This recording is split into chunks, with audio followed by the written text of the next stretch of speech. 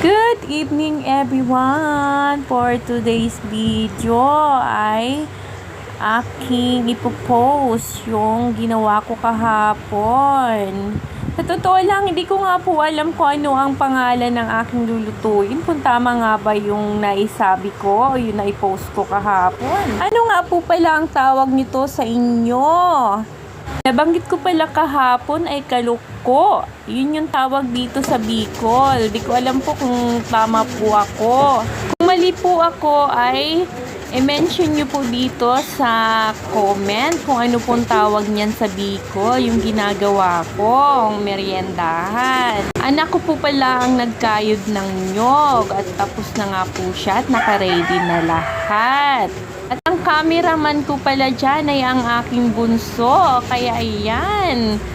Oh, pati yung aking ay binidyohan pa kaya tinakpan ko muna. Dahil madulas siya. Ayan yung naano ko Madulas. Simple mo po Nakatama dito kasi naputol siya. Ayan. Naputol. Ayan, nakatama yung ko. Maman ban Ang hirap pala magkayod ng saging kasi minsan ay napuputol at ang talas pa naman yung kayuran.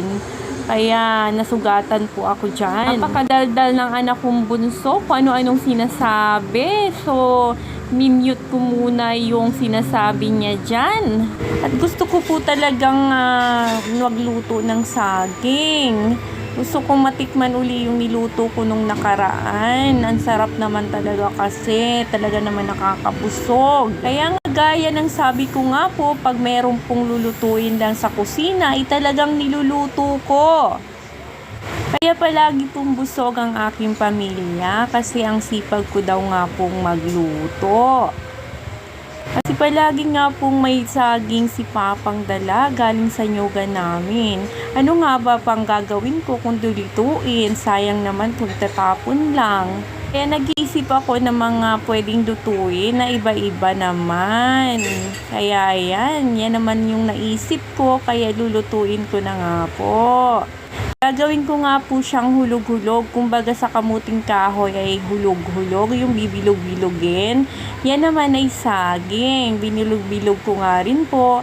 Ayan, nakasalang na nga po siya. Hindi ko na naipakita lahat. Ayan, luto na nga po siya at may kasama nga po pala yan na bunor. Kung tawagin sa Bicol.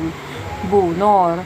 At ang saging. Ayan po, luto na nga po siya at nakakatakam ng tingnan, napakasarap na. At iserve ko na nga po sa aking mga anak para makakain na po sila.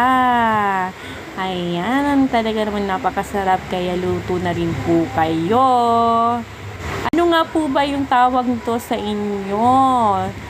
Sa mga Bicolano po, Bicolana, ano nga po pala ang tawag nito sa lutong ganito? Tama po ba yung sinabi ko sa post ko? Ayan, napakasarap nga po.